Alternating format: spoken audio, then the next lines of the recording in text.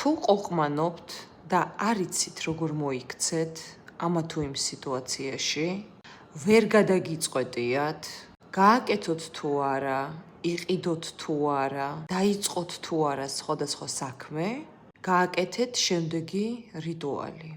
ძილის წინ ჩაიდეთ 1 ცალი დაფნის ფოთოლი ბარიშის ქვეშ და თქვით შემდეგი სიტყვა.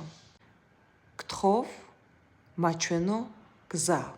აუცილებლად სიზმარში ნახავთ მინიშნებას, რომელიც დაგეხმარებათ იმაში, რომ გადაწყვიტოთ თქვენი საქმე, რომელიც კითხვის ნიშნის ქვეშ გაქვთ და არ იცით, გააკეთოთ თუ არა, დაიწყოთ თუ არა ურთიერთობა, გააკეთოთ თუ არა ბიზნესი და ასე შემდეგ.